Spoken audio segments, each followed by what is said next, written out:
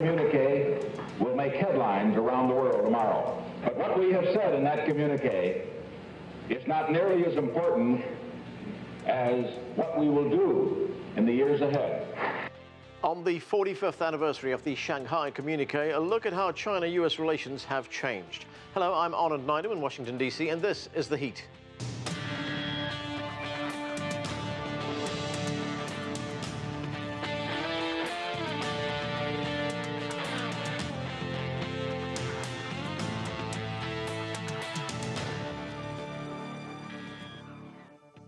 "45 years ago, US President Richard Nixon ended his historic visit to China with the Shanghai Communique, which opened the doors for modern China-US relations. That document outlined the areas of cooperation between China and the United States and highlighted respect for differences. It laid a strong foundation for a full establishment of ties between the two countries just a few years later. Later in the show, we'll have an interview with former US Secretary of State Henry Kissinger, one of the authors of the Shanghai Communique. But first, CGTN's Owen Fairclough takes us back 45 years for a look at that historic visit. China's Mao Zedong and Richard Nixon forge a new era with one handshake. Their hour-long discussion was a leap into the unknown after decades of hostility.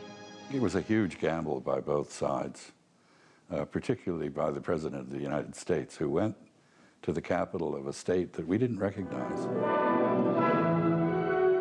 The US had isolated China since Mao's Communist Revolution and the founding of the People's Republic of China in 1949. Now renowned anti-communist Richard Nixon wanted to reverse course by reaching out to him. It was a big shock. We must recognize that the government of the People's Republic of China and the government of the United States have had great differences. We will have differences in the future.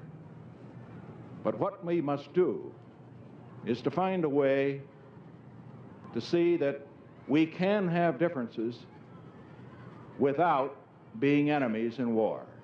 Chas Freeman was Nixon's lead interpreter for the week-long visit. This was an entirely novel experience for both sides. There were a lot of people in China who did not favor this opening. There was a great deal of tension. There were, for example, military men who had fought against us in Korea, some who had lost their sons in Korea. On the other hand, Chinese and Americans find easy rapport. We get along. We don't have the same sense of humor, but we both have a sense of humor.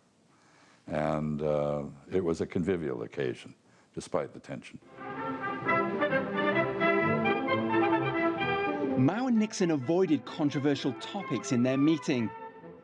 Instead, the US did the hard talk with Premier Zhou Enlai, as both sides worked on a communique setting out their respective positions on a range of issues where they disagreed. It wasn't easy. The purpose of that was to reassure allies on both sides that we weren't selling them out. The Chinese had to convince the North Koreans, we had to convince the South Koreans, and the same with the North and the South Vietnamese. So those discussions were very rancorous. Their work finally done, Nixon offered his hosts a last toast. This was the week that changed the world. Owen Fairclough, CGTN, Washington.